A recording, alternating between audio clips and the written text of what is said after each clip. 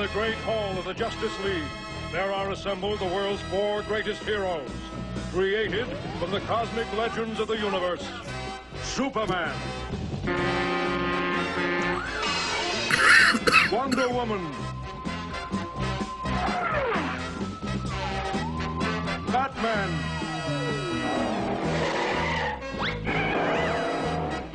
Aquaman.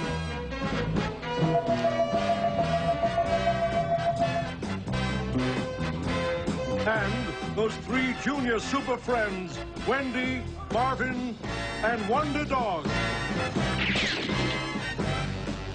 Their mission, to fight injustice, to right that which is wrong, and to serve all mankind. Ladies and gentlemen, welcome back to the DCUO SourceCast. I'm, of course, Trex, and alongside me, as always, all the way from the PlayStation 3 US PvP server, give it up for Super Patriot. Super long intro. What's up, everybody? How you doing? I try my best. And just like last week, this week we have another special guest that we're really happy to meet. We met him all the way at SOE Live in Las Vegas. Ladies and gentlemen, give it up for Tharkis. Hey, how's it going, guys? Thanks for having me on. No problem. Great to have you on. It's awesome.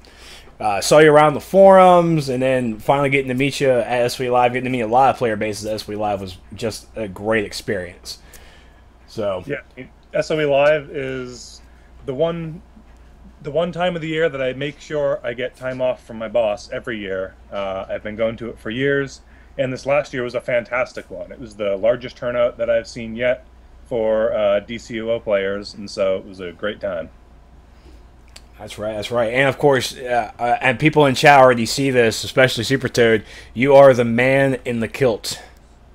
Yes, it's something that came about from my EQ days, which I still play EverQuest, but my character in EQ is Barbarian, wears a kilt in game, and then people in game kept saying, but it's a skirt, but I'm a quarter Scottish myself, and I attend the local Highland games and whatnot, and so I own a kilt. Actually, I own a couple of them, and so it's now become tradition at Fanfare/SOE Live. I now wear my kilt. Makes it very easy to find me when I say, hey, you've never been to SOE Live, you want to find somebody who knows what's going on, find the guy in a kilt. That's me. That's right. And you also did some pretty... You took a lot of great pictures that are on your website. I know there's a couple of me there that I'm just like, yeah, that's right. Trex is in the house. Yep, I've got pictures going back for almost every fanfare since 2002 up on www.tharkis.com. It's my personal website. I keep photos from all sorts of various events that I do for my various hobbies and in gaming, and anybody can always check them out, and they're up all the time. And I just recently, just this last week actually, revamped the entire back end to make browsing pictures a whole lot easier and faster and more enjoyable. Very cool. Where's Decon at? Decon, can you give us a link to Tharkis' website? There. Okay, Tharkis put it in. Okay. Decon is our link master. Yeah, he's our unofficial intern for the show. Probably boost up his status or something. But let's talk a little bit about SOE Live. Being an EQ and a DCO player, you must have been just running back and forth during the event. Oh, definitely. There were a couple of panels for each of the games that I missed, but this year was much better planned in terms of overlap for panels than some of the previous years. And so all of the most important panels I was able to attend, although unfortunately for DCUO I missed the develop content panel, and like for EQ I missed one of their Q&A sessions. But in general, I was able to get to, as long as I ran and really paid close attention to my watch when panels were going over, I get to all the panels that I wanted to. It's a fantastic time. Very excellent. You were there for EQ next, though, right? I was there for everything. As I said, I've only missed one since the Boston Fanfare in 2002, and it actually makes it somewhat a challenge, because after going for so many times, you make great friends who many times you'll see year after year, And between all the panels and all the friends, it's very hard to find time to do everything that you want to do when you're there. Makes for a very busy weekend. Yes, it does. I mean, it was my first time in Vegas, first time at SOE Live. It was not my first convention, but just seeing the scope on how everything was, I got to all the panels that I wanted to. Might have missed a few here and there just because all of them were the exact same time. Friday night was hell.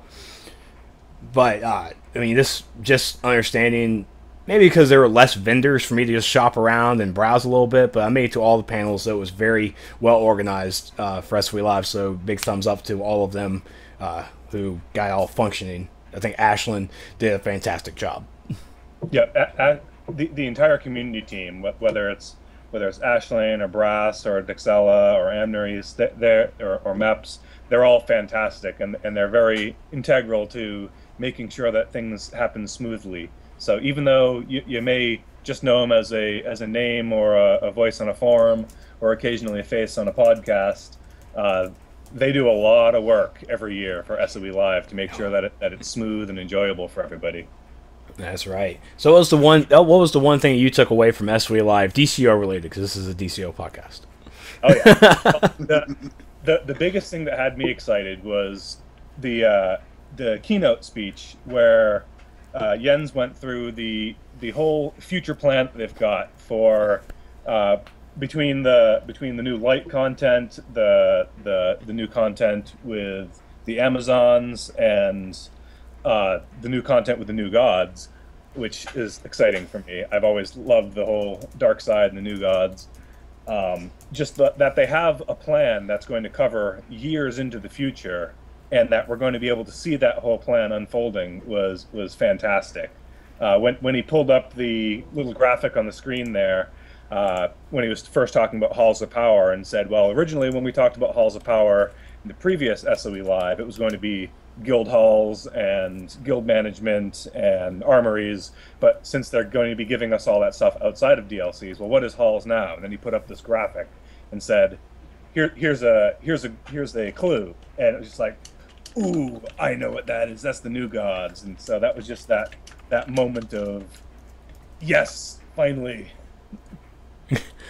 Yes, very cool. I am definitely just completely excited for War of the Light. I mean, I got my lantern rings right beside me. I got got Hope, Will, and Rage. Rage is my favorite. I don't know why. I like Rage too. I would admit I'm a huge Dexstar fan. Yeah.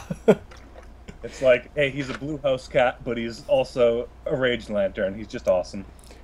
Hey, and only Atrocitus can understand him, right? That's all. That's the only thing I'm getting from it. Yeah. He's like everybody else. Like, is this cat just meowing over here? Is Atrocitus talking to the cat? What's going on? So, but that's all good and fun. Like we always say. I know Super Patron and myself, we're going to go back to SOE Live next year. We've met so many great players, and the devs were just so much fun that, yes, we're going to go next year, hopefully every year if we can. And all of you guys, too, you guys go ahead and start saving up your pennies and just get ready for it. Did they announce the date for next year yet? No. Okay. I'm pretty sure, like, Ashlyn and all of them were like, not even wanting to think about SOE Live next year yet. Well, I mean, normally with most conventions, they already have, by the time you're there, they already have next year planned. Because I know at Heroes Con, local one in Charlotte, we walked in, grabbed the flyer, looked at the back. What? 2004? Damn, they already got this down pat. They already reserved. But it was just so much fun. I can't wait for next year. Just can't. But all you guys, I hope you guys are able to make it out, make DCO a bigger representation. Hopefully everybody can get in to that Legends tournament, because that was just a lot of fun, even though we might have lost like first round, but it was still fun to watch and still be a part of it. Yeah, I think if we sign up for that next year, I definitely want to get some more practice with the controller. Yeah. Yeah, that wasn't that cool, controllers. Damn Razor. Not kidding. I love Razor. I do. I mean, I use one of their keyboards at my job, so it's really cool. But we want to go into real fast something that's been on everybody's mind, and I'm going to, because Sue Page is going to talk a lot, so I'm going to have to talk a lot first. So that's supposed to mean. Yeah. So here we go. So last night, it's a Thursday night. It's quiet. I just got done, playing around a little bit on the PlayStation 3, getting ready to go to bed, and lo and behold, I refreshed Twitter. Kevin Smith, one of my favorite directors, actors, producers, an inspiration for me to go into filmmaking. He shows up on Twitter. His first words, "Holy shit, Ben Affleck is Batman." I was like, is he trolling the internet? What's going on? But yet there was a link to Variety.com, a magazine. I had to click the link. I clicked the link, scroll down, sure enough, Ben Affleck is Batman. And the internet imploded. And not just imploded, it became this thing that no one else was going to ever predict. And that's not how. It's pretty much, this was bigger than the royal baby. Than Will and Kate's baby birth in England. This was bigger than that. And I don't know how that's possible. So I'm trying to go to bed. I'm messaging Stevie B from Know the Podcast. I'm posting stuff on Twitter. It's like, what's going on? I'm trying to go to bed. This is weird. Completely weird. It was a Thursday night announcement. Who announced stuff on a Thursday night? Variety. Variety indeed. It's like, shit. So sure enough, I of course I have tweets, I have emails, I have messages from my friends. They're like, Trex, what do you think? Well, what you think? I'm like, guys, I haven't even gone to bed yet. I'm still trying to process this announcement. How am I supposed to? I sent you a message last you did! on Skype, and you didn't even respond to it. I was asleep! Well, okay, I was texting this girl, but I was asleep. We were getting ready to go to sleep. But I woke up the next morning, I saw your message, and I still had to process. I had to go to IMDb.com and go to Ben Affleck's list of acting. Now, first off, he is an amazing director. So, in my eyes, I think Zack Snyder should go ahead and step to producer and let Ben direct it. But hey, that's my personal opinion. But then I remember all the films I love Ben Affleck for. Not including Geely. We're going to leave Geely out of it. We don't even remember that movie. And that's the thing that everybody's forgetting about. Okay, the guy has done some, not great movies out there. Geely obviously being one of them.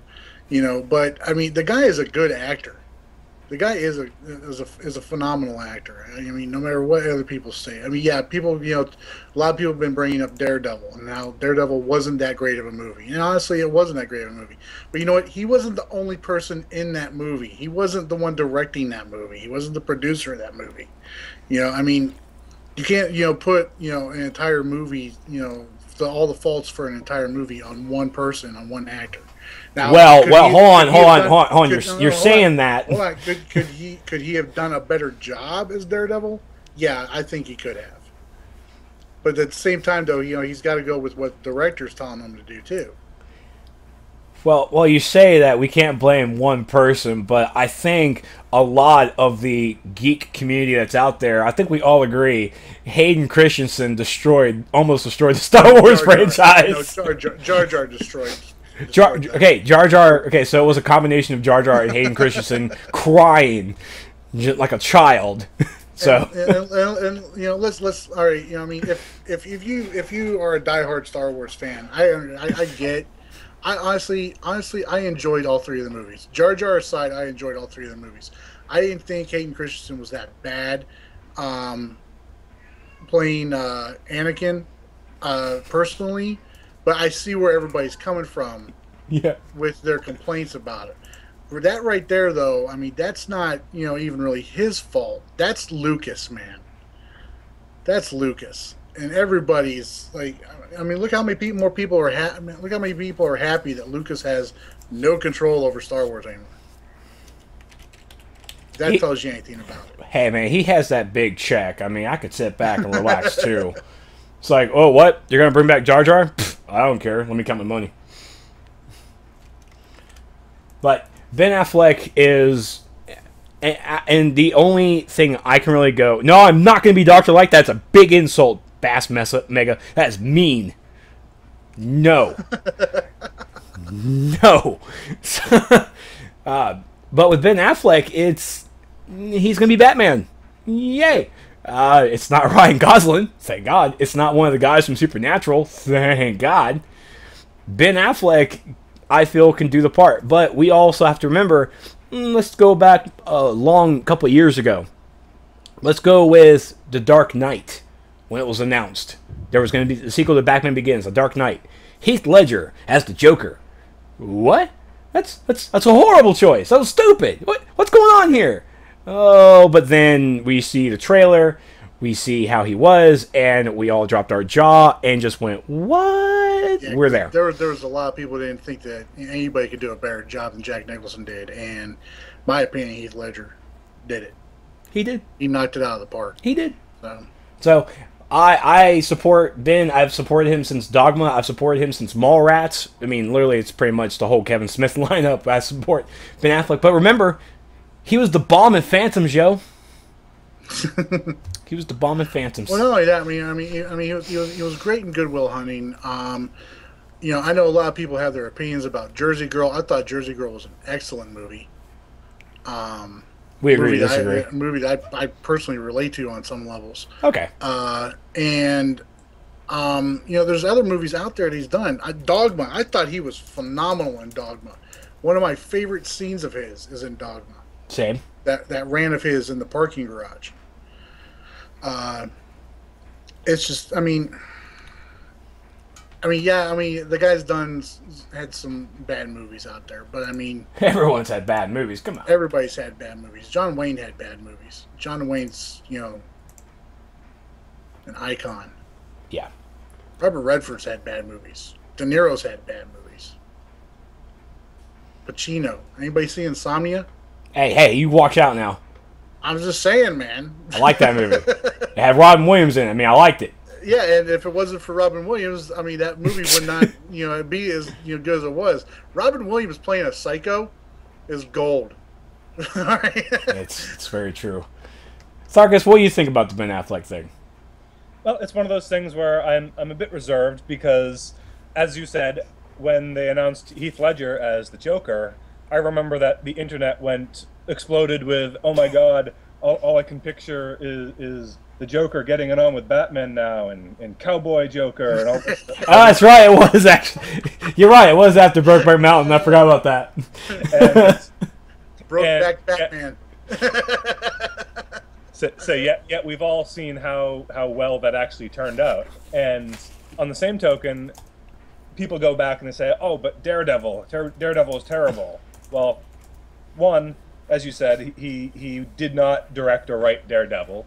I have great respect for Ben Affleck as a writer and director. After seeing Argo and The Town and some of the other things that he's done, I think that he is very much matured. So I'm going to hold my reservations and say, well, it could work. I mean, we've seen Ben Affleck in movies like Paycheck, which is sort of very much a generic. Here's an action summer flick, and he's done fine in that. He hasn't made the movie, but he hasn't broken a movie either. And so I think that it could work. I'll have to just wait and see. It was after he did Daredevil. He saw it, the movie it didn't completely bomb, but it didn't really have the expectations that the studio really thought it was going to. And it was really in that cartoony feel for it as well. Then we go into, he did Hollywoodland. If you haven't seen Hollywoodland, that was pretty much almost a true story of the original Superman from the TV show. The original Superman, that was his movie. Yep, and George Reeves. George Reeves, yeah. That was a fantastic movie. It was. And Ben Affleck starred the title role. He was Superman, which is kind of odd, isn't it? Ben Affleck was both Superman, and now he's going to be Batman. I mean, come on. Batman playing against Superman.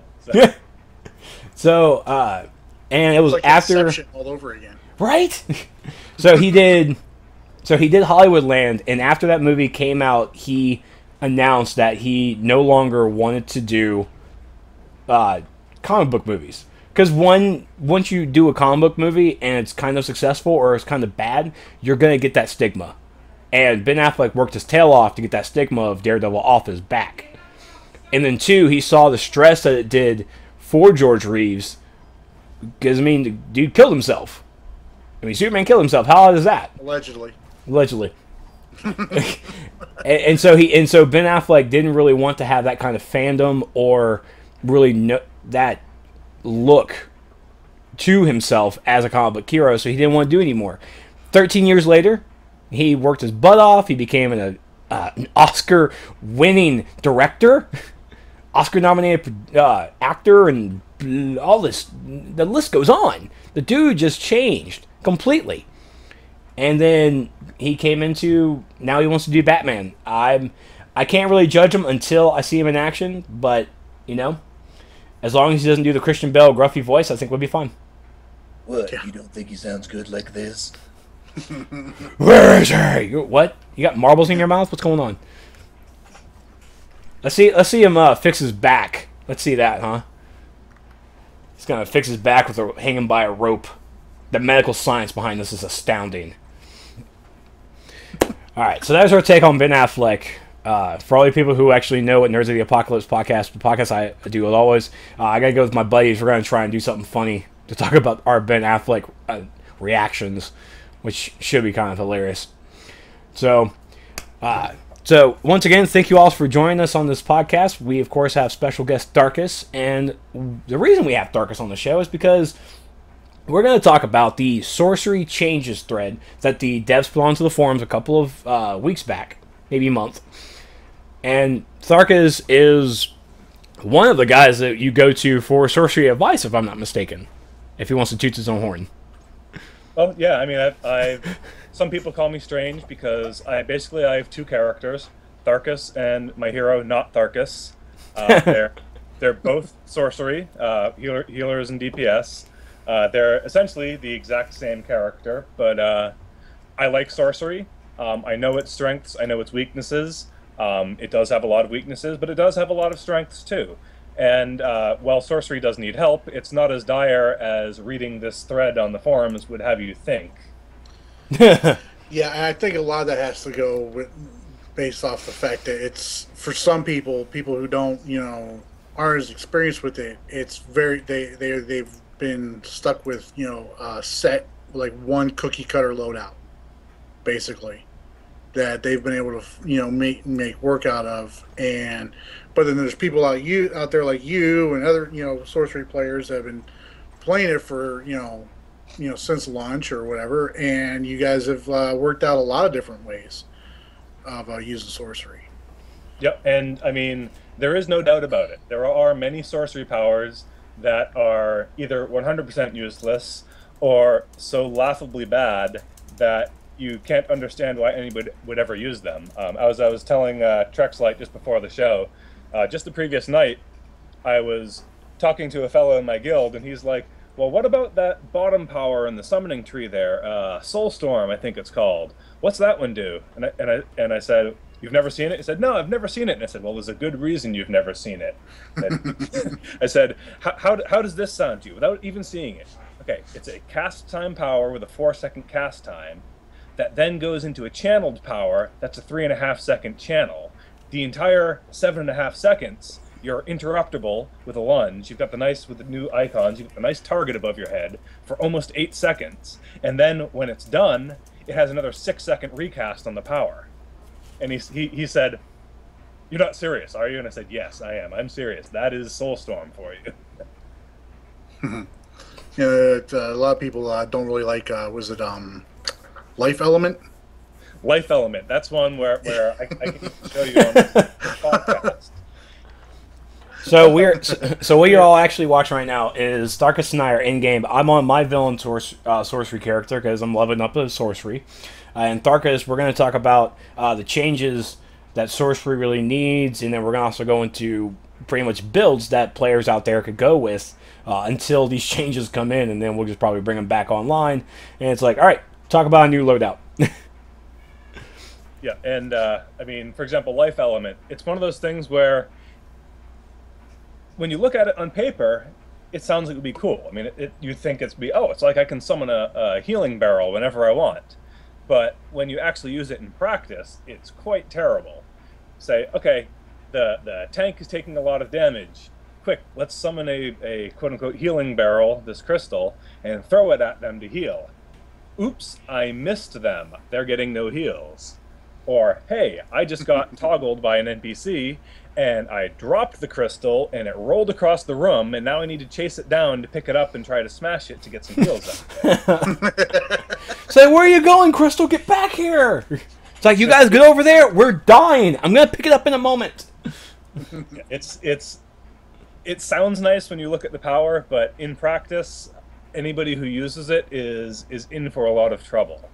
I know one person who was talking with me the other day, and he said, "Hey, I was practicing with life element in DPS role to see what would happen if I stacked the home turf mods and super strength iconic ability and how much damage I could do." Smashing, yeah. And well, I said, well, it can do some okay damage. You can get some crits for around 4,000 damage or so with it. But if you look at the time that it takes to summon it into your hand, the chance of it getting knocked out of your hand, and the fact, and here's something which I totally blew his mind when I showed him this. I said, you have a target on lock, and if you double tap the throw instead of single tapping it, it will blow up in your hands instead of hitting the NPC. And he goes, no, it won't. I said, here, try it. So he picked it up, double tapped his throw, and boom, it's blowing up in his hands, doing damage to nobody every time. And he's like, oh, wow, that's bad. So it's one of those things where it just doesn't work in either healing or DPS role, no matter what you toss at it. But what are some of the powers, though, that do work well? See, now, Sorcery has a couple good things going for it. One, the powers that it does have that work well are very power efficient.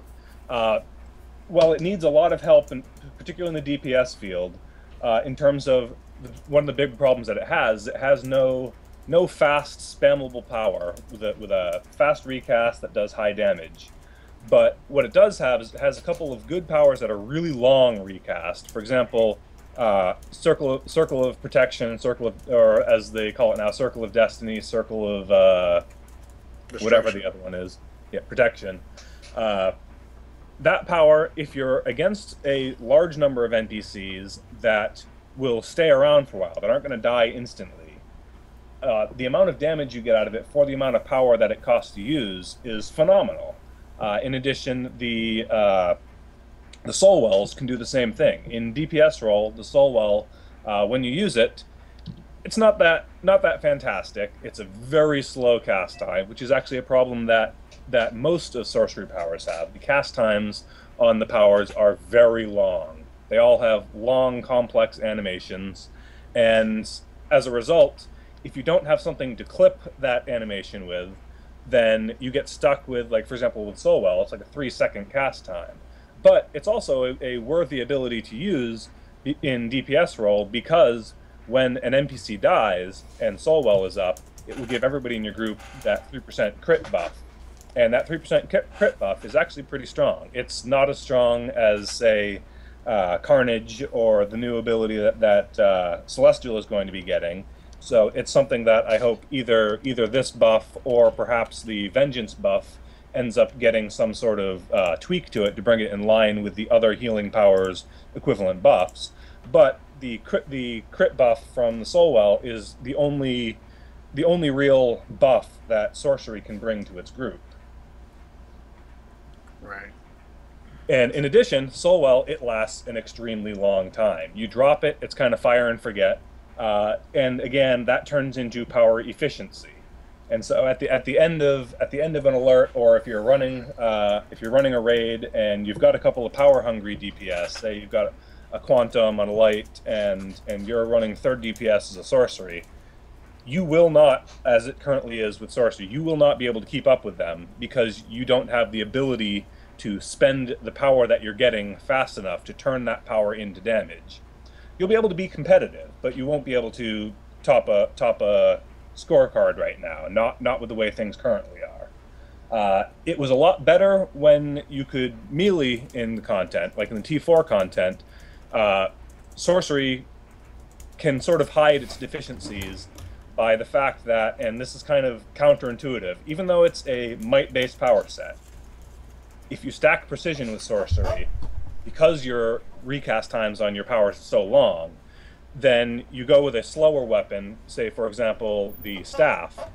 If you're in melee and you're doing overhead slams for the nice AoE, the tap tap tap hold, then you can get fantastic precision-based damage, and then you intersperse it with your soul wells clipped into a boon of souls. You keep dropping your circle of protections, and you keep your bad karma up with your weapon of destiny, so you're getting the extra damage hits on the tap tap tap in the first hold.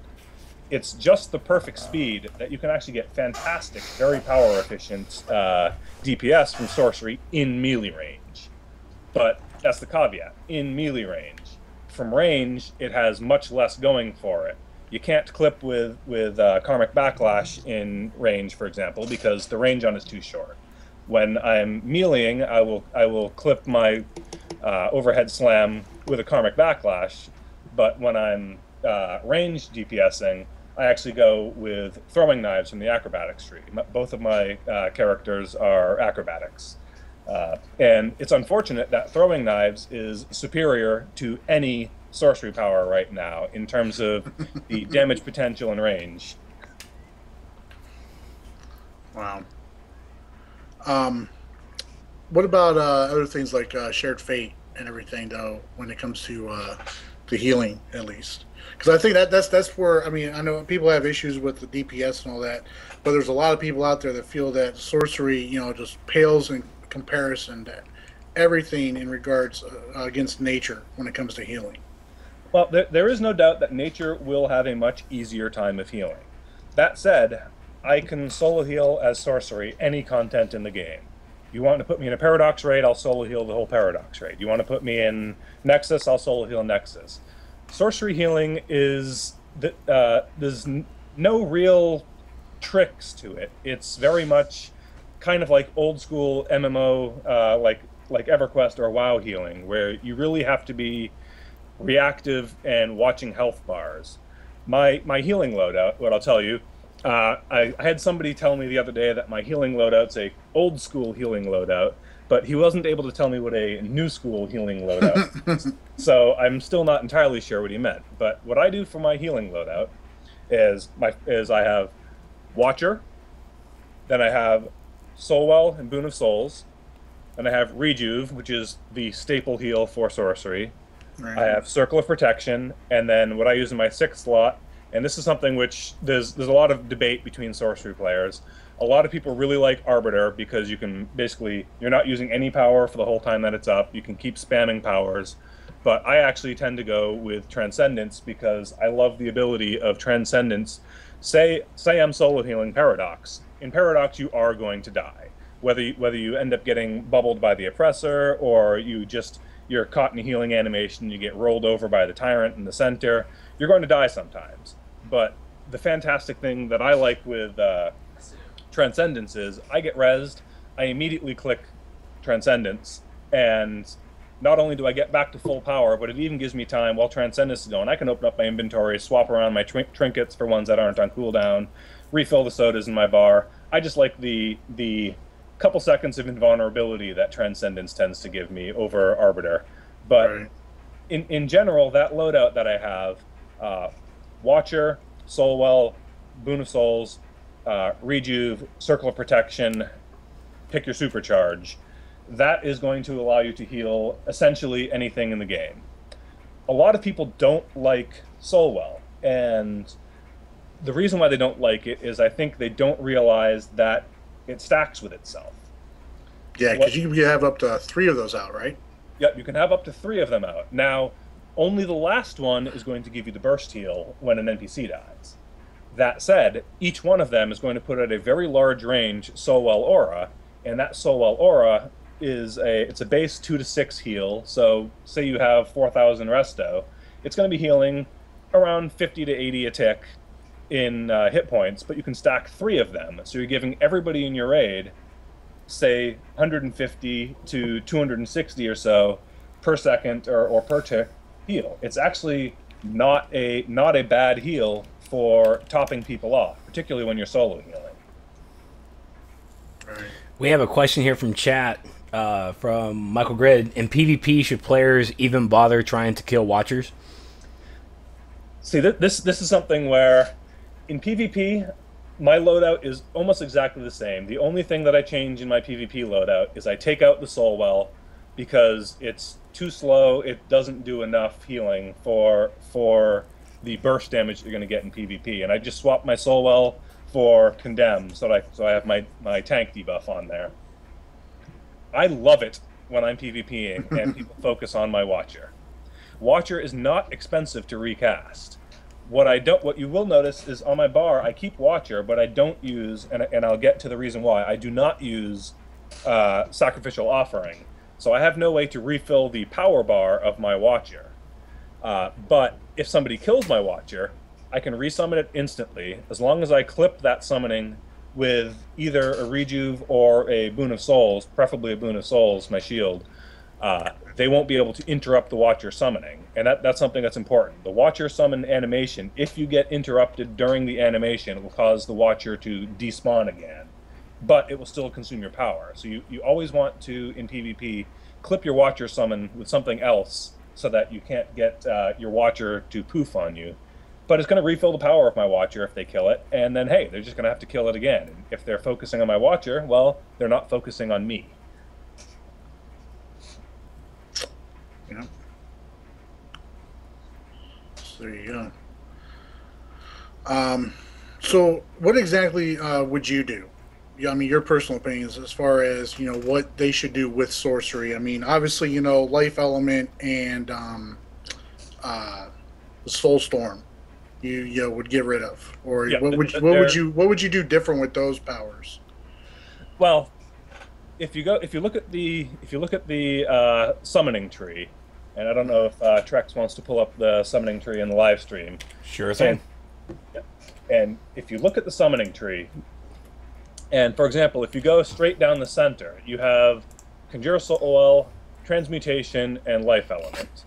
Now, I would argue there are a lot of people who on the forums are like, put Transmutation back to what it was. I am not one of those people. I am of the opinion that Transmutation was only ever really useful for getting the Scorpions Don't Lay Eggs feat in Torch of Solitude. Outside of that, the damage that it did was always pretty terrible. The healing that it did was essentially non-existent. And the object interaction powers have always been problematic. Anybody who's been in a Inner Sanctum raid fighting Brother Eye, and you see, well, the terminals went down almost instantly, but all the robots kept spawning and kept spawning and kept spawning, even during Brother Eye himself after all the terminals were down.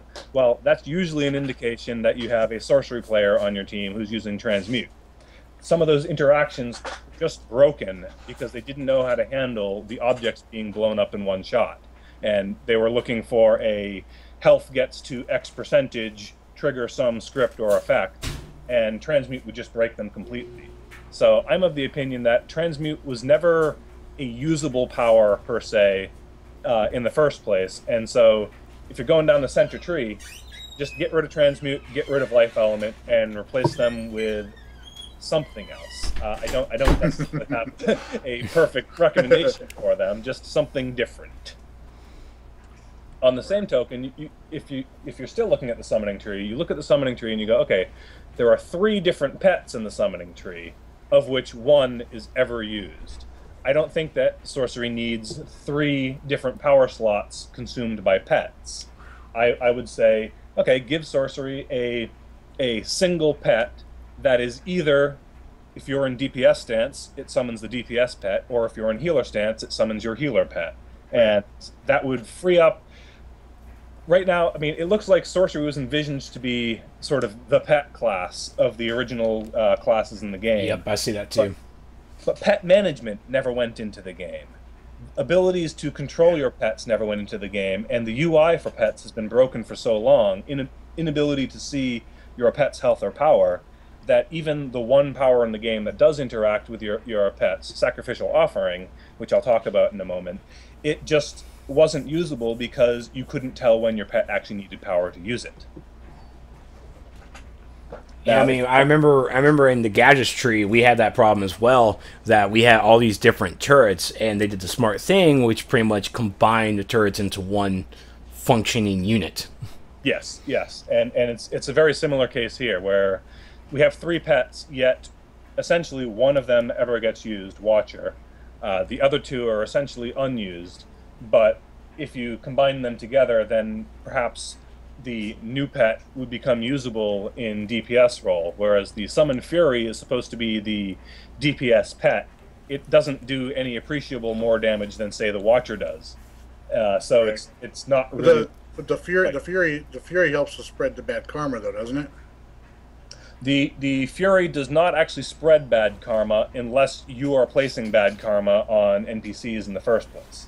Okay. So it's really not that useful. Bad karma, actually, all of the power interactions, with the exception of Golden Soul Aura, are not very useful or powerful. And in fact, some of them, and bad karma being one of them, tend to be more detrimental than beneficial.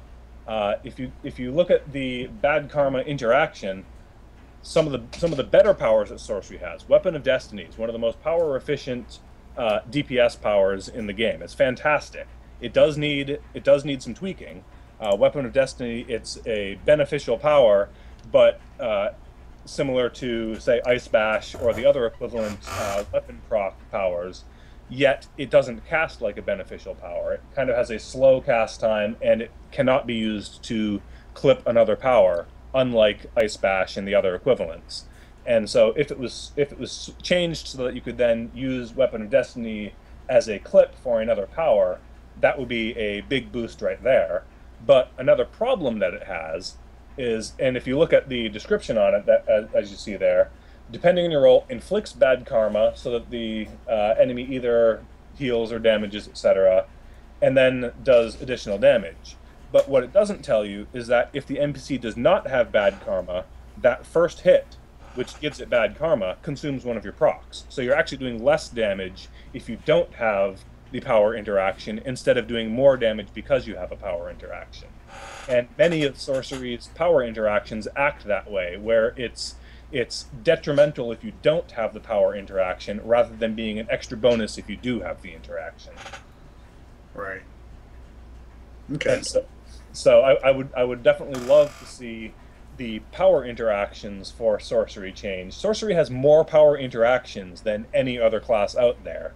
Yeah. Yet they're odd power interactions that depend upon stats that you don't have. For example, the polymorph interactions, they work better with your dominance, but your Sorcery, you don't use dominance. So the net effect is your polymorphs essentially never work, which gets to the polymorph supercharge, which is a 25% supercharge that does nothing, essentially. Or then you look at the completely undocumented interaction of Vengeance with bad karma. If you cast Vengeance on a NPC that has bad karma, you get a Vengeance Soul Aura around you, which looks like you have Golden Soul Aura around you, but which in fact is a self buff that gives you extra crit chance on your powers and crit damage on your powers. But that said, your powers are such long reuse that by the time that you get back around to spamming another power, half the time your Vengeance Soul Aura has already worn off. So it's one of these things where it has all these power interactions, but none of them really do what they're supposed to do. Question here in chat. We have Trex. Can you ask him about how Circle of Protection interactions or doesn't if there's another sorcery healer using Circle of Protection? So pretty much, can they stack? Certainly. Circle of Protection, particularly where this comes up and where people tend to wonder about it most, is in healing role. People are like, oh, well, you can't have 2 sorcery on a raid because they don't stack. Well, actually, sorcery does stack on a raid. It actually stacks better than any of the other healing classes because, as I mentioned earlier, all of the soul wells will stack. So if you have 2 sorcery healers, you can have 6 soul wells that are all stacking a whole bunch of whole bunch of heal over times on everybody. And when you stack that many small heal over times, it actually becomes fairly significant. But importantly, in healer role, circular protection does stack. And we can actually demonstrate that if you have circular protection on Trex and you're in healer role. Let me actually grab that real fast. I do have it. I just have to put it in my loadout. Yep. All right, I got it. Okay, now if I cast circular protection, oops, wrong spell. If I cast circular protection and then you cast circular protection, now hit F1 and open up and scroll down to the bottom of F1 to your current effects. What you will see is you will see 3 circular protection effects on you. Oh, look at 2 of them, which will say 12 to 16 health field, and 1 which will say 0.1% control resistance. Now, the circle of protection control resistance does not stack. That said, circle of protection heal does stack. What's going to happen is whoever casts their circle of protection second, their heal tick essentially goes off first, but then just sort of like a stack operation, the other circle of protection will also heal. Now, what tends to happen is the person who casts their circle of protection second gets more heal because if people get topped off by that first circle of protection heal, then there's no heal left to be done by the second one, but they do in fact stack. And that's something which is a lot of confusion about in the community, is they don't realize that sorcery does in fact stack. Essentially every power they have will stack, both for healing. So it's not detrimental to have multiple sorcery healers on a single raid. Aiden's pretty much asking, if you put COP on the same spot as another, yours will not overwrite the other one. The animation will overwrite. I mean, you didn't see two circle of protections there on that target, but you still saw we got the both buffs. Correct. You won't see the 2 circles if they're exactly overlapping, but you will be able to, and you can always verify this by going into your buff menu, by hitting F1 and scrolling to the bottom. They will in fact stack.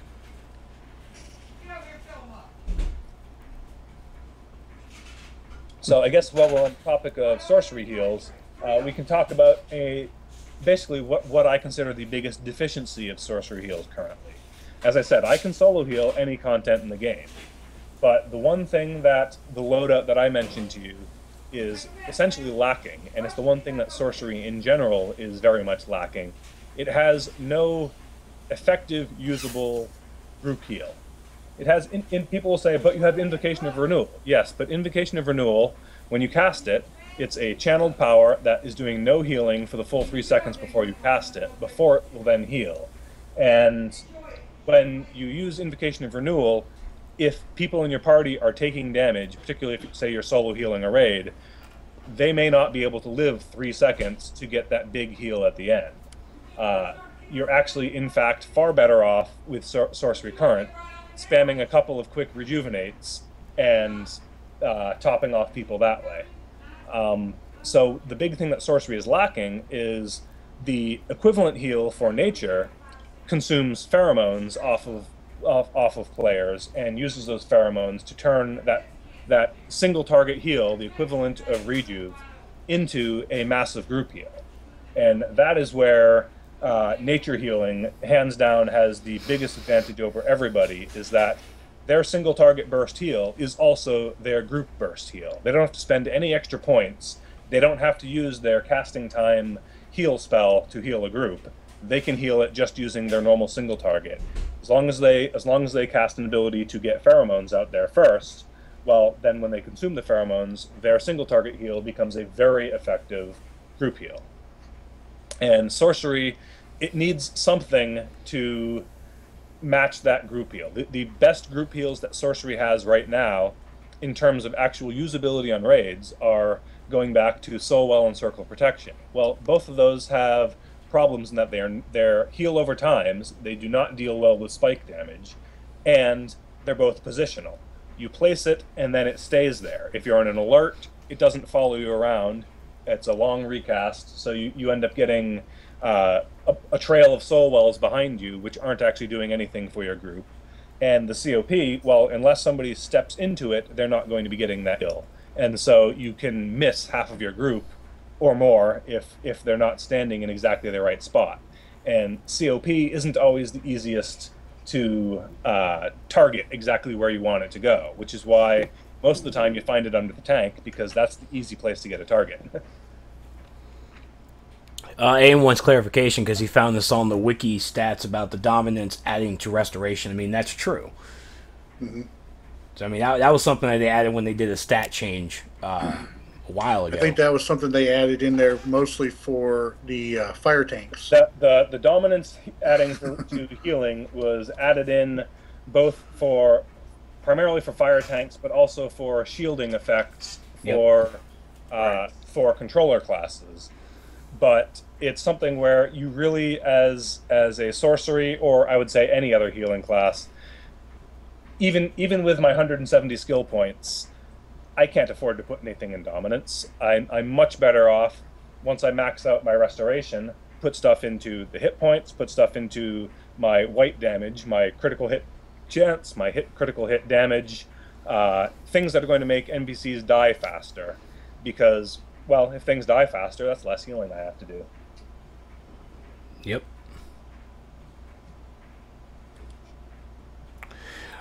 We have one right here. Boon of Souls is still a group heal, isn't it? Boon of Souls is not a group heal. It's a group shield for up to 4 members. Okay. That said, Boon of Souls, I sometimes call it the best group heal that Sorcery has. Every Sorcery, whether you're in heal role or DPS role, I think you should have Boon on your bar. It's a fantastic shield. It's very fast cast time, and the best part about Boon is, okay, Sorcery does not have a group heal, but Boon will clip all of your other abilities, be they DPS abilities or healing abilities, and even if somebody is full, well, it's a shield, so you can look at it as extra hit points on top of their current hit points that you don't have to heal when they take that damage. So Boon of Souls is, in my opinion, probably the best single sorcery ability, the most versatile sorcery ability, because you can clip with it. It's great for, say you're DPSing a raid and somebody next to you goes down, and let's say you're on the villain side, so you're doing Nexus and Ninja Batman's dropped his caltrops in the ground. So when he drops his caltrops in the ground after killing somebody, you can't see the caltrops, yet they will kill you if you go in to try and pick somebody up, but they last too long for you to wait them out and then run in and pick somebody up. But if you have a good shield, and Boon of Souls is a great shield, better than Hard Light Shield or from the Iconics or Amazonian Deflection or anything like that, hit your shield, go in, pick them up, and you can usually get out of there before you start taking damage and get somebody up, even in DPS role. It's actually why, and as a sorcery DPS, in my 2 yellow slots, most people will put like either Precision Power or Might Power.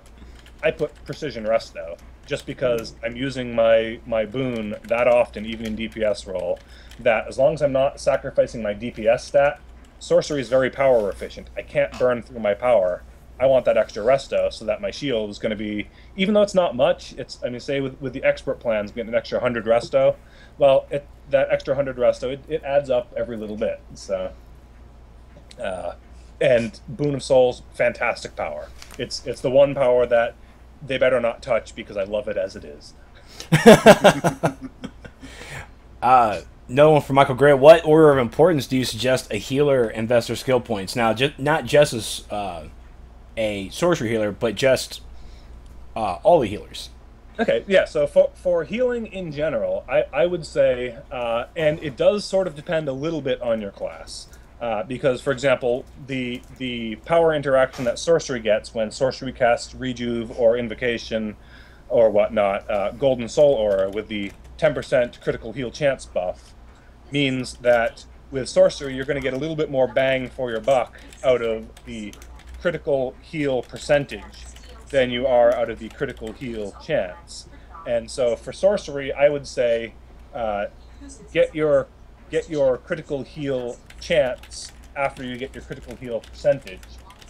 But in general, I would say, and this goes for all healing classes, get your, what I call the top level stats first before you worry about going down into the new tier or the bottom tier stats to stack up on any of the restoration bubbles down there. I say get the top level restoration bubbles, the top level critical heal percentage, the top level critical heal chance stats, and only after all of those are done, go down and get the bottom level restoration stats.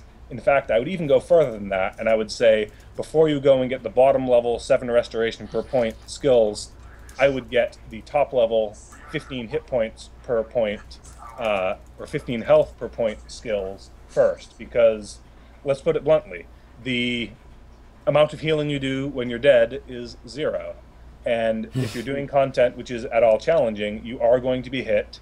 If you look at the classes, healers actually have the second highest hit points of any class behind tanks. It's the stat that it really does matter. I would say it matters more than the bottom level of restoration for certain.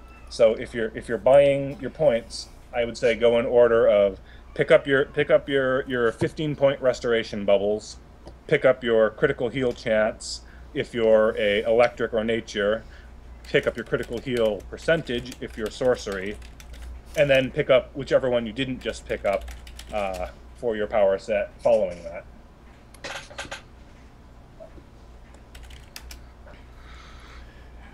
Let's see. Any other questions? I'm trying to see. Maybe Meps has a question. I'm open to any questions. Like I said, I love sorcery. It's one of those powers where, yes, it needs help, but it's not in as dire shape as people seem to think that it is. On the healing side, I think it's in a lot better shape than the DPS side. On the DPS side, I mean, its main strengths are it's very power efficient. Its main weaknesses are, one, the powers have very low or very slow animations. I mean, when you can get stuck in even just casting Weapon of Destiny, before you're able to start casting again or start attacking again, you're waiting a full second and a half, almost 2 seconds, which is incredibly long in a fight when you're doing thousands of DPS per second. That means every time you use that power, you are losing several thousand damage. And so the biggest problems that sorcery has right now are, 1, very slow animation times, 2, power interactions that don't work as they should. You don't get a bonus to damage for your powers for having, say, bad karma on the NPC. Instead, you end up losing damage from, say, Weapon of Destiny because you don't have it on there, because it instead consumes a proc to put it on there. And 3, it has no way to spend power rapidly when you have a lot of power coming in. You don't have any method to turn power into DPS. You have no effective range attack that does good AoE damage.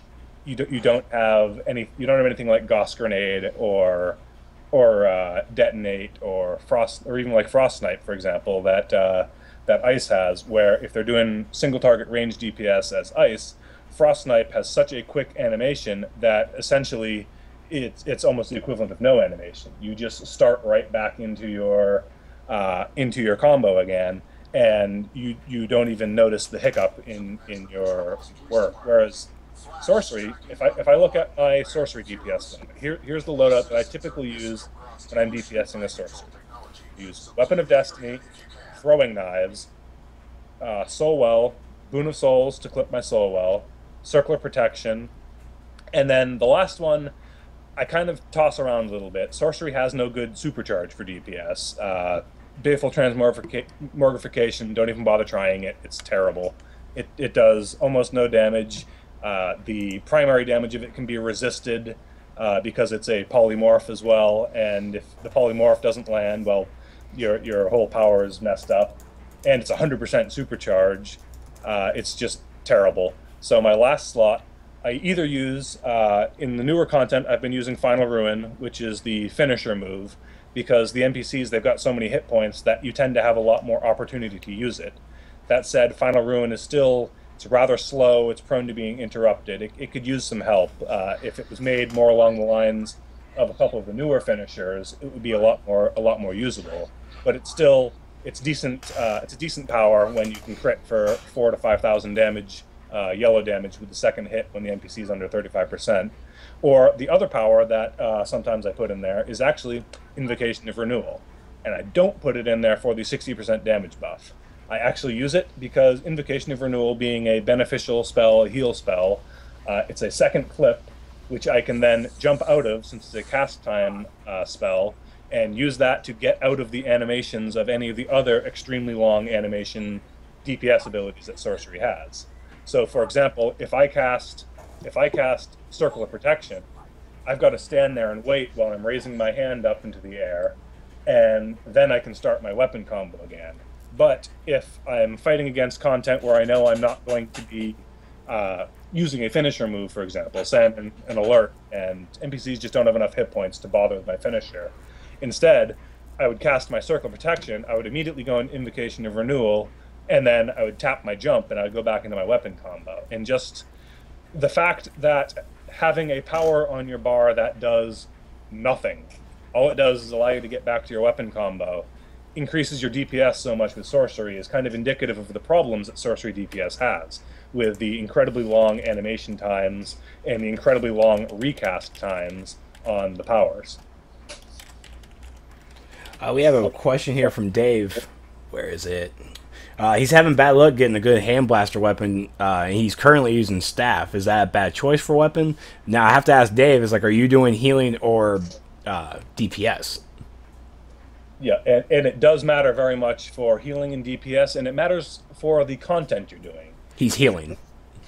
Okay, so for heals, staff, if you're willing to do a lot of melee while you're healing, staff can still be a fine weapon. That said, you're not going to get a very high hit count with staff with your healing, so you're not going to be regenerating a lot of your own power with your recovery.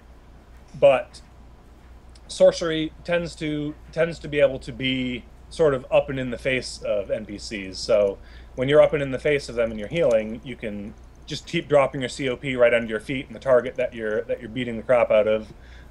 Drop your soul wells right there. Kill the NPCs faster with your AoE damage from their staff overhead slam, and get the extra bonus heals from your soul well when the NPCs die. So for group content and alerts and duos, I think staff is a fine weapon. For raid content, with the current content, I would say staff is not a very good weapon. You want something that you can stand back. Staff spin, it can do a lot of damage, but it's extremely slow. And it can miss.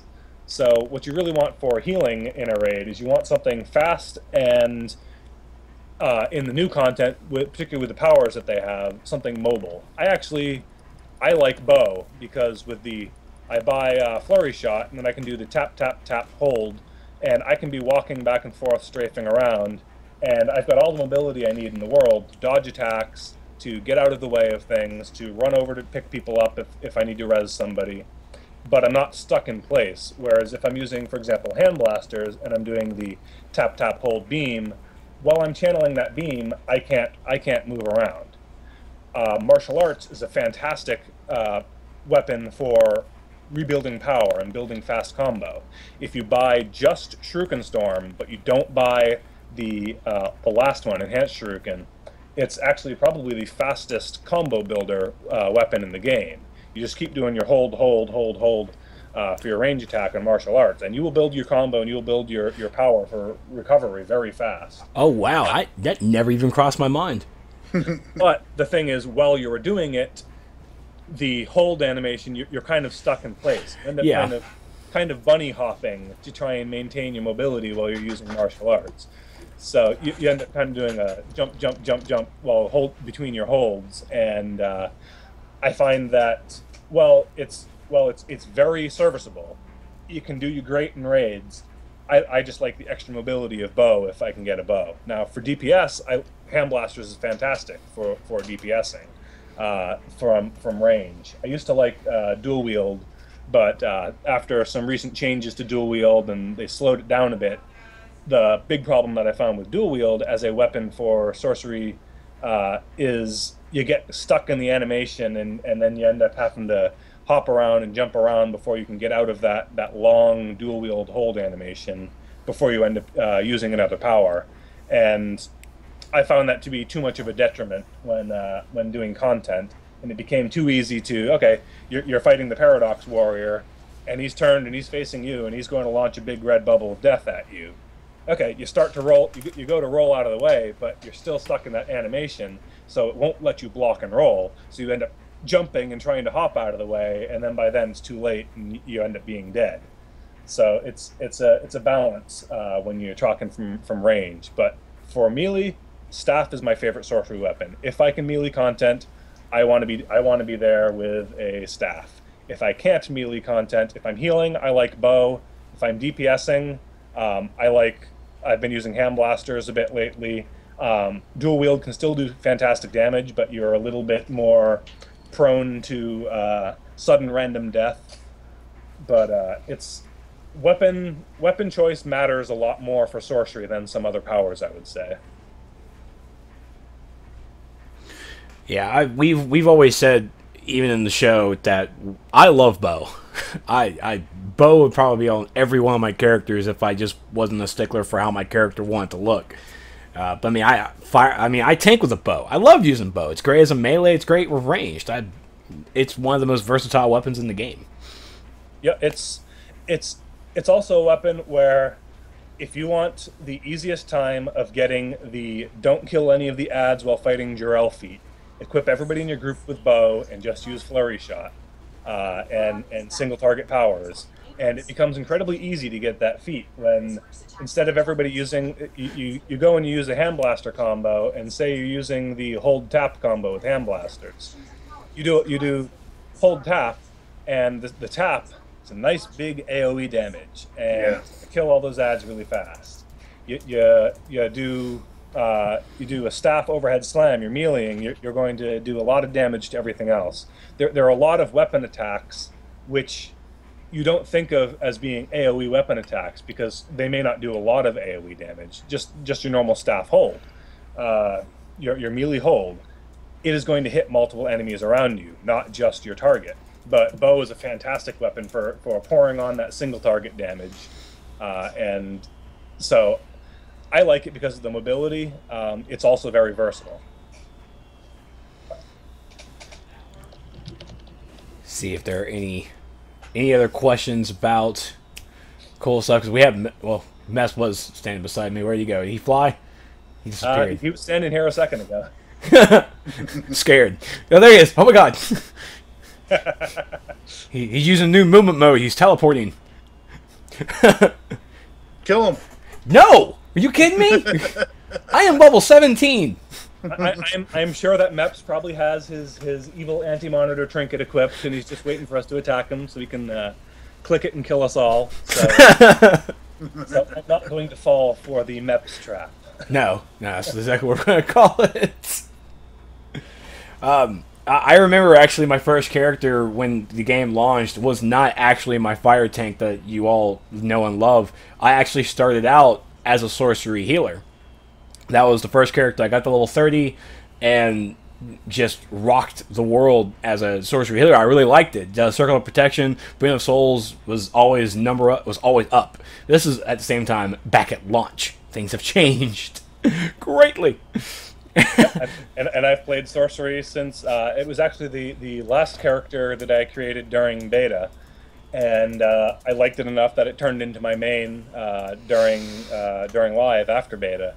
And I've stuck with sorcery ever since then. I mean, I will admit, to get more skill points, I've dabbled in the other powers a bit, equip styles and whatnot, but I keep coming back to sorcery. Despite the flaws that it has, the playstyle fits my playstyle. I like the type of healing that it does. I like the reactiveness of the, oh, people are dying, time for me to spam my heal. I mean, a lot of people don't like that. They like the fact that, oh, a bunch of people in the group are getting hit. I'm nature. I'm going to consume pheromones. Everybody's going to be full hit points again. Or if you're electric, oh, well, I just put biocapacitor up and electrogenesis, and then everybody's full all the time. And if they get low, well, they're going to get healed without my even having to push a button. But I think sorcery takes a little bit more skill to play at a high level than the other healing sets currently. Now that may change with Celestial coming out and the combos. I think that's going to be a little bit more skill based as well. But sorcery is not particularly. I mean, in healing, it has needs, but it's not in dire straits like a lot of people claim it is. A lot of people are scoreboard hunters, and when you're looking at a scoreboard, as if you were watching the Friday Night Legends tonight, you'll have heard talk of Swarm Shield. Swarm Shield, Boon of Souls, they don't show up on the scoreboard, but they're a great service that you're doing for your group.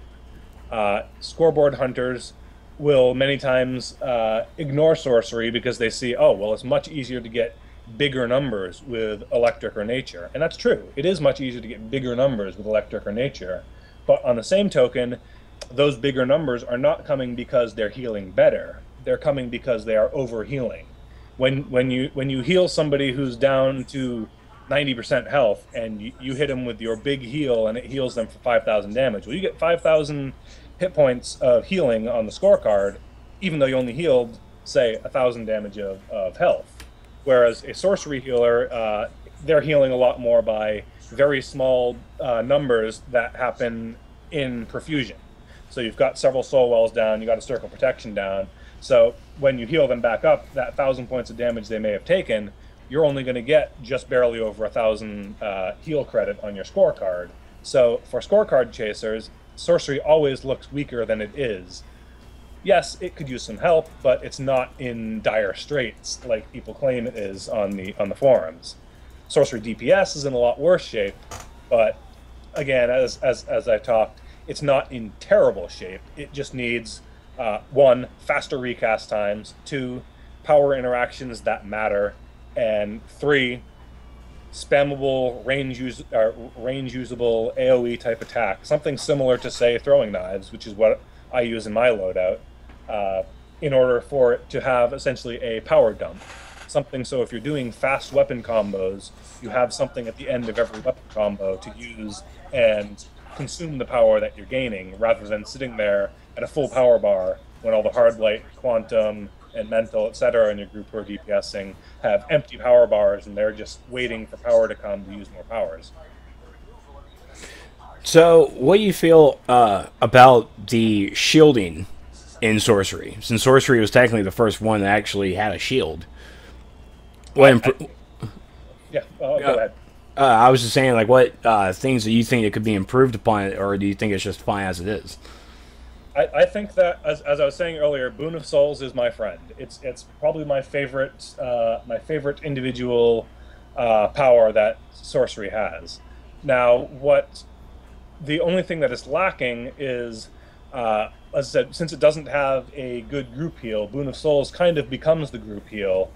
But in terms of the actual shielding itself, the only thing that I could ask for more would be, say, if one of our supercharges was turned into more of a shielding type supercharge, say along the lines of one of the controller supercharged shields, like the new quantum shield or whatnot, just because the duration of the shield as it is and the amount of damage it absorbs, it doesn't last as long as you'd like it to. Sometimes you want to shield more people. Sometimes you want to make certain that everybody in the group gets a shield when you can't actually target a shield. And so that's just general shielding mechanics in general. And because sorcery does not have a fire and forget healing supercharge like for example, nature does with regen, you can't say, oh, people are getting low, I'm going to hit this ability and protect all these people, and then continue to keep healing everybody else.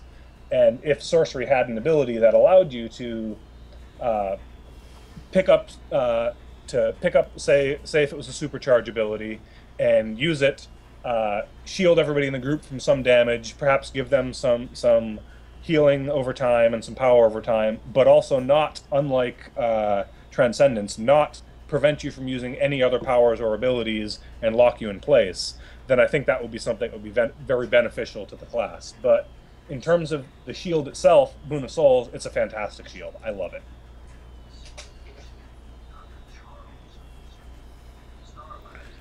Yeah, as a fire tank, whenever Boon of Souls is on me, I eat. Well, we definitely do eat that because fire has no shield. We rely on our health. Yeah. So, yeah, only shield being available to fire, being hard light shield, is slightly annoying to me as a fire tank. At the same time, I'm a tank that never really blocks, and I know my healers hate me, but it's like blocking is your friend. As a healer, I will tell you, blocking is your friend. And this goes for whether you're a tank or a DPS or whatever. A lot of the times, a simple block will save you when you're not able to dodge out of an attack. And I see people, say for example, you're in Nexus and you see grenades coming at you, whether it be from cybernetic Lex shooting his mortars, or whether it be from steampunk Batman shooting his mortars. They're rolling right at you. You know you're going to get hit. If you get hit and you're not blocked, well, on steampunk it will kill you outright every time, no matter what. On cybernetic you can survive it, but you'll survive it a lot better if you're blocking. If you're blocked against steampunk, usually you will survive. You'll still take around 4,500 to 5,000 damage blocked, but as long as your hit points were full before that, you'll live. If you're not blocking, kablooey. You can't blame the healer on that. The healer cannot save you. Let's see, any other questions or anything? Love how Meps definitely came in there and danced on my show. Yeah. just watching him shake his tail. I had somebody just send me a question in game. Oh. They asked me. They said I was going to talk about sacrificial offering, and then I didn't. And I didn't. So I mentioned it briefly in that the lack of a usable pet UI made it so it wasn't very useful for determining when to use it to give your Watcher or Fury back power. But the reason why I don't use it is sacrificial offering, it does a couple of things. One, it puts a dot on yourself if you do not have Red Soul Aura. Now, Red Soul Aura is granted either by your pet or by your soul well when an NPC dies, and that means that during many boss fights, when the only NPC that you're worried about is the boss, you will never have Red Soul Aura. That's one of the power interactions that I was talking about. That it's kind of backwards. Most other powers, you apply a power interaction and then your abilities get more powerful. With sorcery, it's you don't have the power interaction, so your abilities are not as good as they could be. And it's a backwards interaction. If you don't have Red Soul Aura and you use Sacrificial Offering, you're going to dot yourself. Now, that doesn't sound so bad, it's not a big dot, but then you take into account home turf mods. The home turf neck mod, if you have the level 2 boost neck mod, your healer neck mod is going to be giving you most of the time when you're healing, because most of the time it's very easy to maintain you're not getting hit. But it's going to give you 192 resto. That's a significant amount of restoration. Sacrificial Offering will guarantee that you never have that 192 resto. So if you put Sacrificial Offering on your bar, you're guaranteeing you're almost 200 less resto on every boss fight. Now, okay, let's say you're doing normal content and you want to use Sacrificial Offering as a group heal. It is a group heal. It's a very small group heal that is delayed until the end of when the dot would wear off. So if that dot wears off and you're depending on that heal to heal somebody, well, then you get back to the situation that you were in with Vacation of Renewal, and you're waiting for a heal, but you've gotten to the point where, okay, the time that I needed that heal is past, that person's dead, and oh, there the heal goes off. So it's one of those things where it's just not worth fitting into your rotation with what it does currently. It's got a negative power interaction, it negatively impacts your gear with home turf mods, and the effect that it gives you is very minor relative to just being able to spam a rejuve a couple of times. You're going to heal better. There, I died for everybody. God. And I see that Eagle Peps has finally got his kill off on you. Yes. I listen to my fans as much as it pains me. and I apologize if I'm talking too much. It's just sorcery is a topic that I'm very passionate about. No, it's perfectly. I mean, we're. I consider myself, informed about sorcery, but still a noob. Only because I've talked to players that I know are very good with sorcery.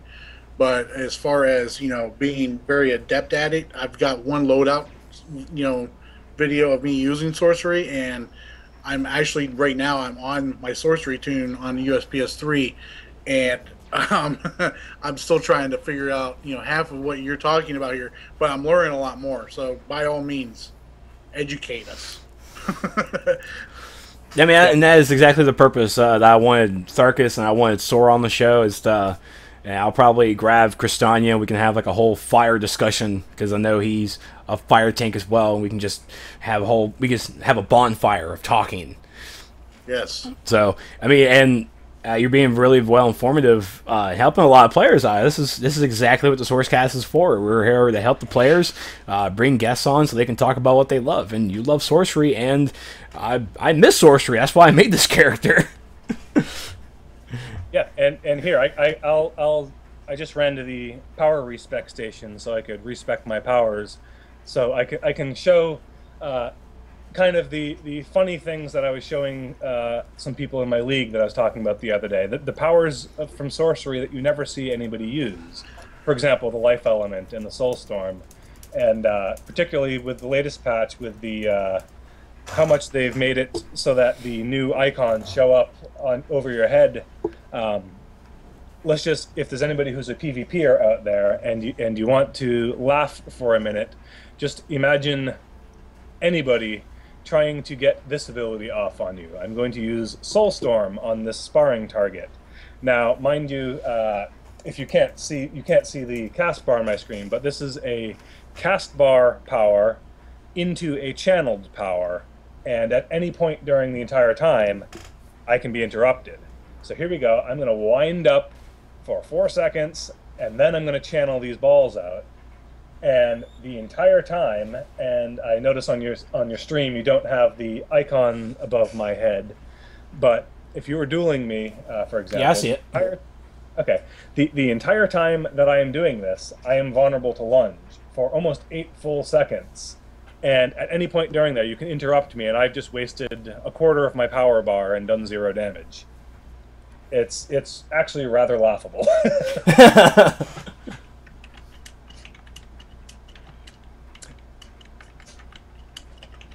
Now, the other ability that I wanted to quickly show was, as I mentioned, Life Element. It's got a slow animation to pull it up into my hand, and then, okay, I'm in DPS roll right now. Oops, and that's not the right spell. Need to get out of combat for a moment to change my loadout.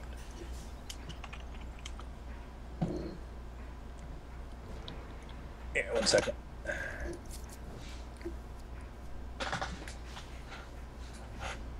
I swear it would be nice for that out of combat thing to just be like have like a certain amount of time out of combat, and it just goes away.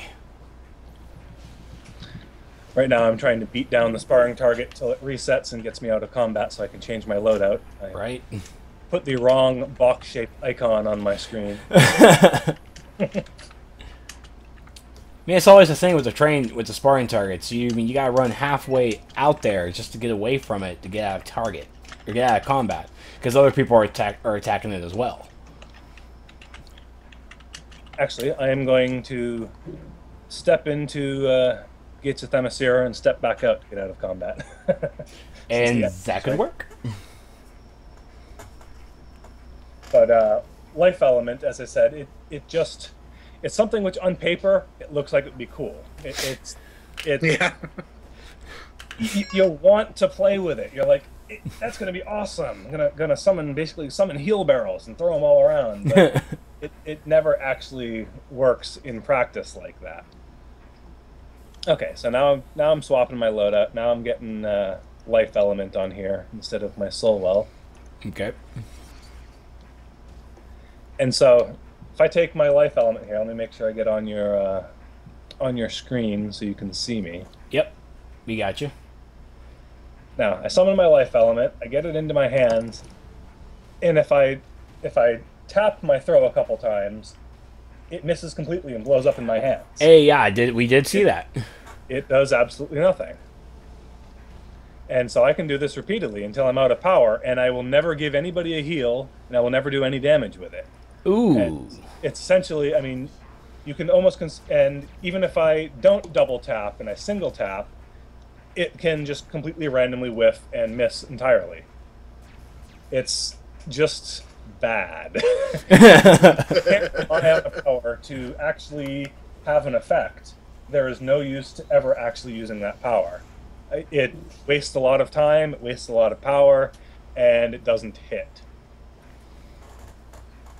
In fact, I've done, probably 15 throws so far, and I've missed every one. Oh, there we go. Now I finally hit it. And so that was my first throw out of, say, 15 tries where it actually hit the target and did anything. Now, if you were trying to depend upon that for a heal or depend upon that for your DPS, well, it's just not going to work. Now, when you're in healing roll with the life element, when it hits the target where it needs to be, does it actually give the aura that you're actually getting heals, or is it just blah? Here, let me, I can't swap my role, I'm stuck in combat again, so let me zone back into Themyscira, swap to healer, and come back out, and I'll show you exactly what happens. Okay. Everybody say goodbye to maps. Night maps. Night maps. Thanks for coming by and blowing up Trex. Yes. Thank you for that.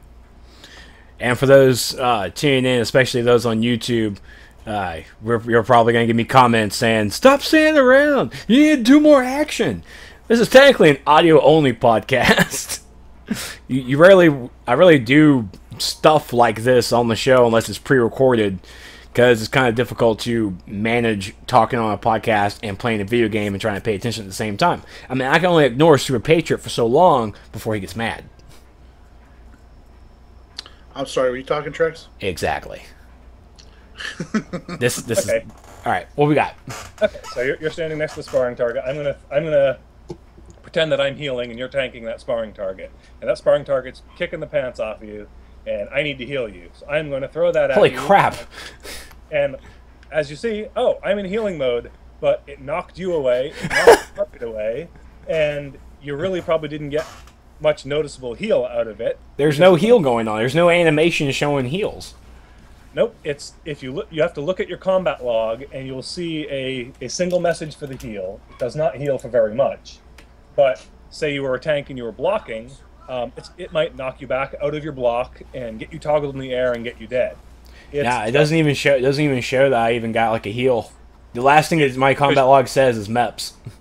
Yeah, so you since you're not damaged, it's not going. Oh to yeah, that's right. For you, but as you can see, that is not a desirable thing to have happen when you're healing. NPC gets blown away, tank gets knocked out of block. It's not a good power. So these are the sort of things where when I was talking with my league mate the other night, GB, and he likes playing around with a lot of powers, but he's never really played around with sorcery. And he knew that I could hold my own, whether it be DPS or healing, the sorcery and all that. And he's like, well, what about this power and what about that power? And I said, well, here, let me show you. And I think his virtual jaw dropped when he saw not only how useless, but how ridiculously useless some of these abilities actually were. And I mean, I love sorcery, but I will be the first person to admit that fully half of our powers are unusable in any content. So it's one of those things where I love sorcery, but I can also complain a lot about sorcery, but I don't really want to be whiny about it because I love sorcery. So now, the one thing that's always confused me with sorcery, I mean, and at one point I got the hang of it, but then of course I lost track because it's me. I mean, it literally is the red aura and the gold aura. I mean, I know the gold aura is pretty much for healing, red's for DPS, but then even in healer role with my watcher, I somehow just get a red aura. It's like, I don't want red, I want gold. I mean, how can we get this going here? The auras are very confusing because you not only do you have a red aura and a gold aura, you actually have two gold auras. You have Golden Soul aura and you have Vengeance Soul aura, which is a Golden Soul aura, but it's a self-only DPS or like power crit chance and crit damage on the power buff that looks like you have Golden Soul aura, but you don't actually have Golden Soul aura, and so it becomes very confusing, and it's something where in reality, it's far more complicated than it really needs to be. They could make it very simple and have your healing roll aura or your damage roll aura, essentially, and change the various powers, get rid of the, as I was saying with Sacrificial Offering, it's sort of a negative power interaction where, okay, if you don't have that red soul aura, then it's going to damage you and make you lose all your extra resto on your neck mod, etc. So what I think they should do is say, okay, simplify sorcery power interactions. Make it so you don't have karma and aura in 3 different auras, plus bad karma, plus potential polymorph interactions, etc. Just make it much more simple, like the other powers, where you've got a fairly simple, is this NPC on fire or not? Yes, they're on fire. Okay, they're going to take 30% more damage from your fire powers. Something like that, where you actually have a benefit for using your power interactions, as opposed to trying to figure out, well, what does this mean? I still don't know what this means, and I visually can't tell if I'm gaining a benefit from, for example, I may not be able to know, do I have both Golden Soul Aura and Red Soul Aura at the same time? Well, you can't tell unless you actually open up your current effects box and look and see, oh, okay, I do have Golden Soul Aura, 10% critical heal chance, and I have Red Soul Aura, which doesn't actually do anything, but then gets consumed by other powers. It's very confusing and makes it very hard for somebody new to sorcery to understand what their character and what their powers are actually doing. But yes, if you have a Watcher up and you're in healer mode, and an NPC dies, your Watcher will grant you Red Soul,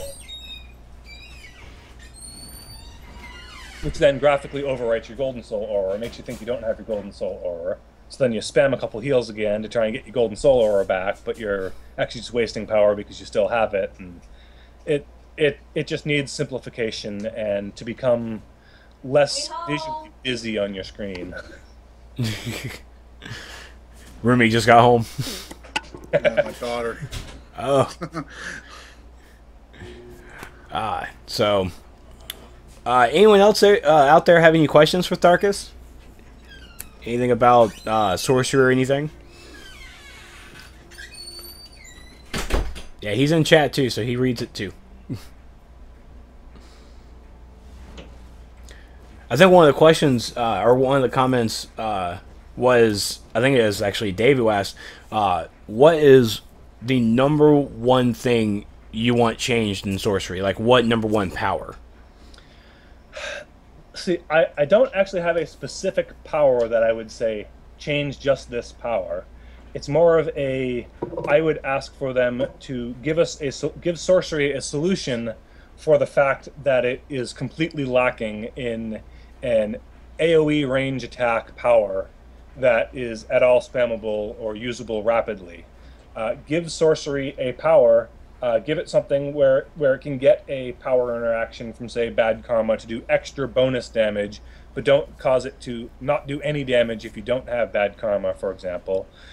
Give us a power that we can clip with at the end of an attack, use from range, and do decent damage with it. Something like throwing knives. And in addition, I would say, just based upon the, again, talking from a DPS perspective here, since DPS is where sorcery needs the most help right now, I would say that power would also have to be, say, a 45% damage buff power, not one of the top level 35 or 40% DPS powers.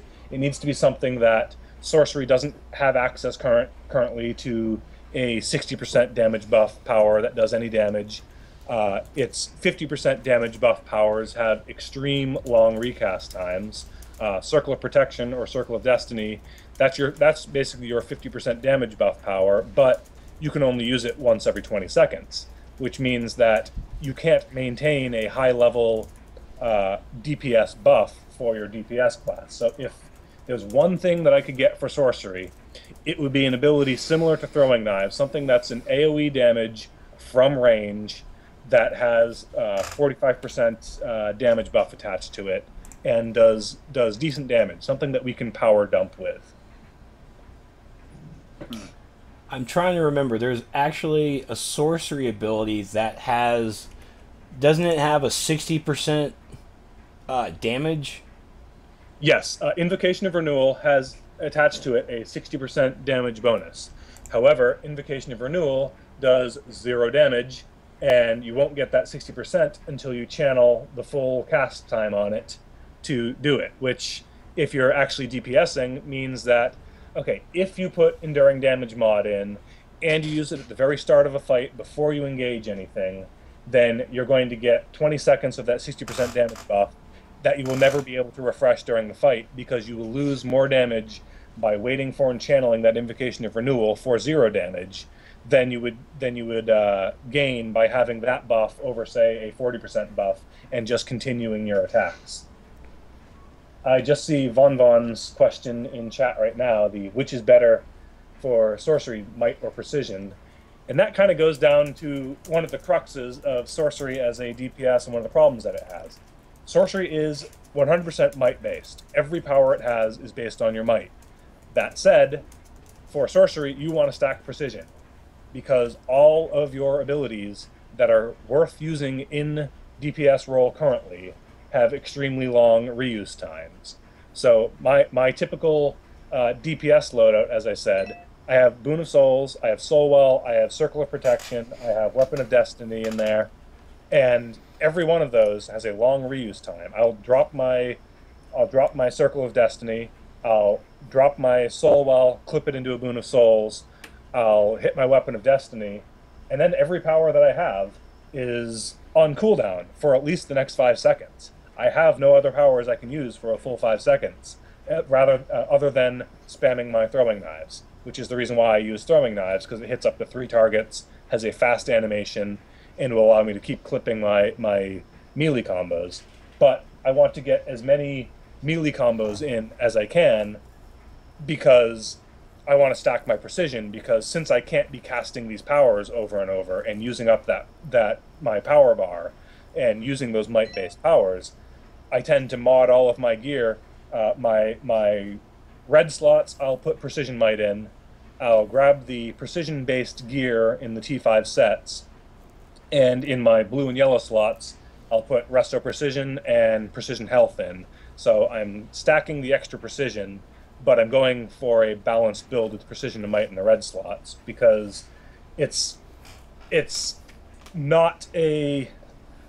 I mean, I don't want to insult anybody, but sorcery as it is right now, particularly on the DPS side, is not a well-designed class. It's a might-based class that can't take advantage of might, essentially. So... Yeah, that cracks me up too. The power interaction for, like you're talking about Invocation Renewal, the power interaction for is the Gold Soul Aura, and that increases the healing critical chance. That does nothing for you in DPS stance. Yes. No power interaction for DPS that is going to increase your DPS. As long as the NPC you're targeting has bad karma, you will get the full number of procs out of your Weapon of Destiny when you use it. But if say, for example, NPCs are dying fast, you could go around starting to spread bad karma and get no damage out of your Weapon of Destiny. It's bad. You should always get damage out of your damage attack, and the power interaction should be a beneficial side effect, not a requirement to do damage. Right.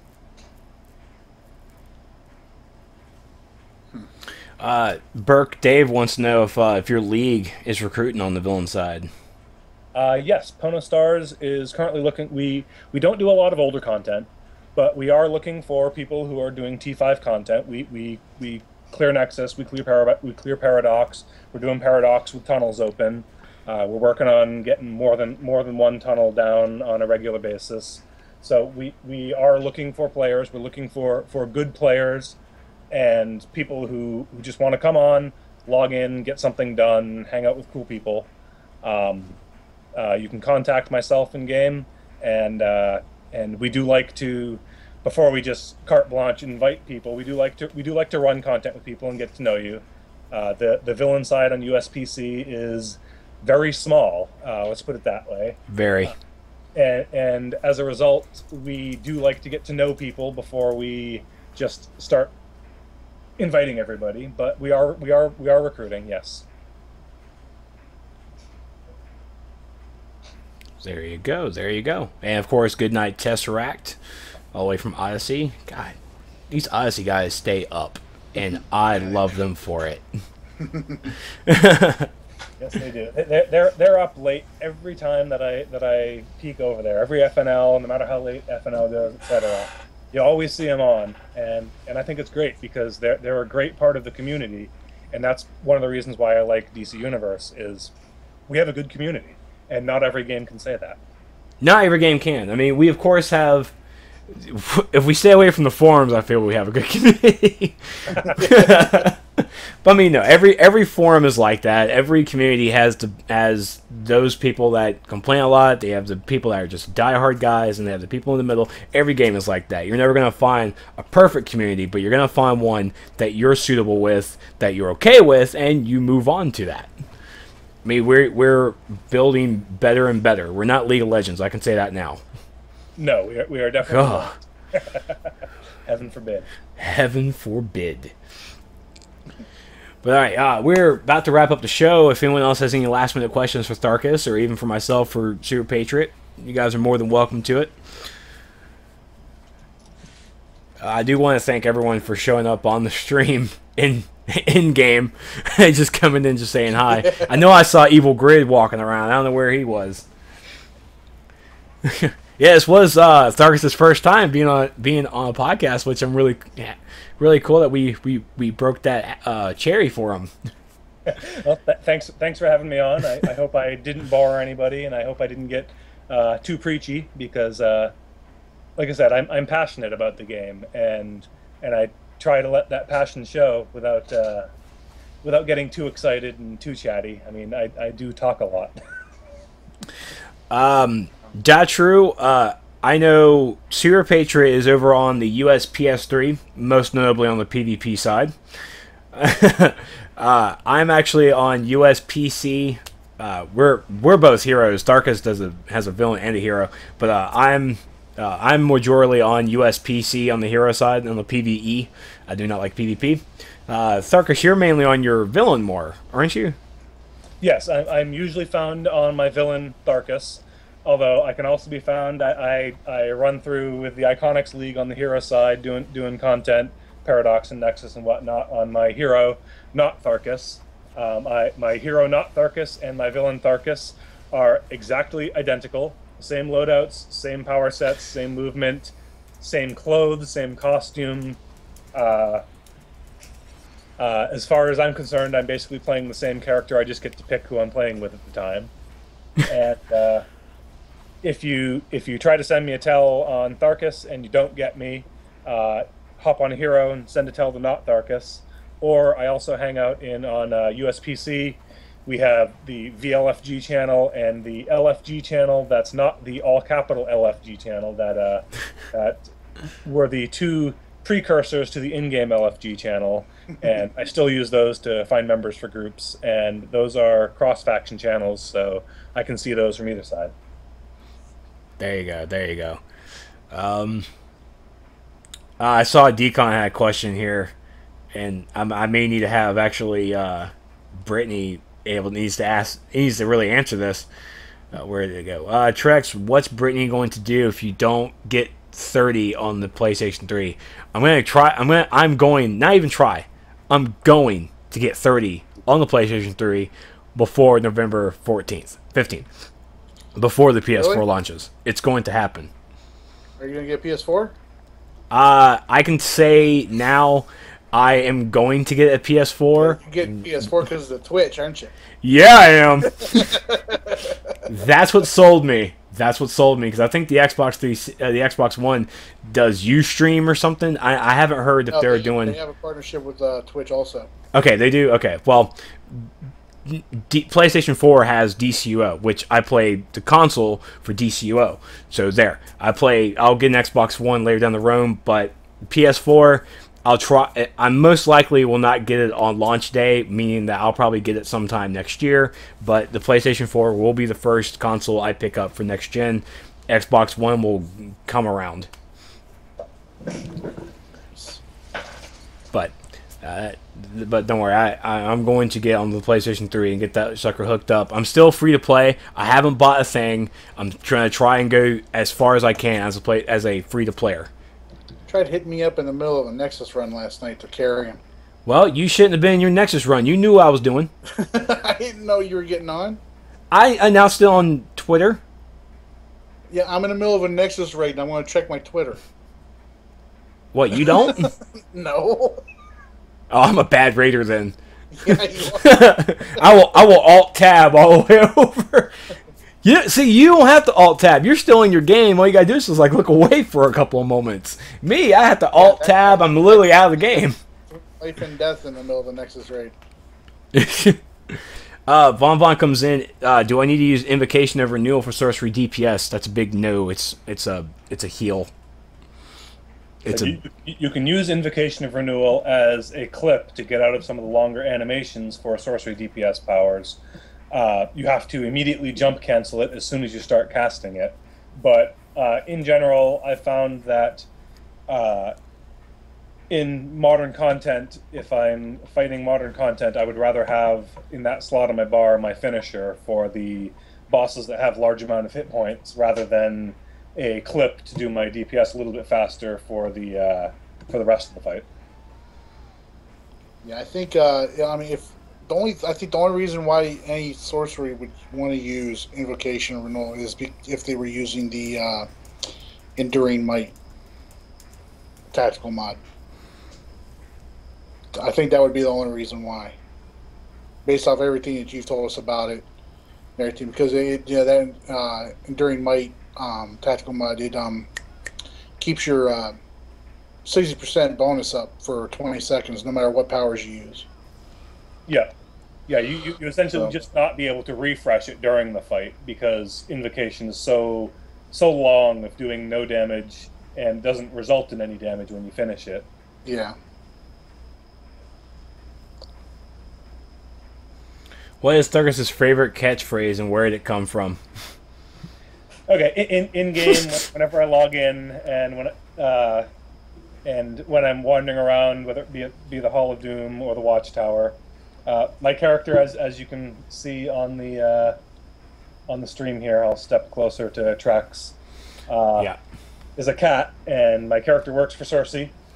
So my character recruits for Sorcerey's army by trying to make other cats, and so that's my job as a recruiter for Sorcerey's army. And and so my sort of login catchphrase is Mew, M-E-W. Or occasionally I'll say not Mew when I'm on my not Tharkis character. That's great. Dark Red Bear comes in. Is there any way to contact you outside pretty much outside the game? Probably the easiest way is as I gave up my website earlier, www.tharkis.com. On my website, there's a contact me page, or actually I'm looking at it right now, and as I said, I just redid my website literally this last week and rewrote all the CGI scripts that I have generating the pages. And it looks like I forgot to link my contact me page. I'll fix that tonight.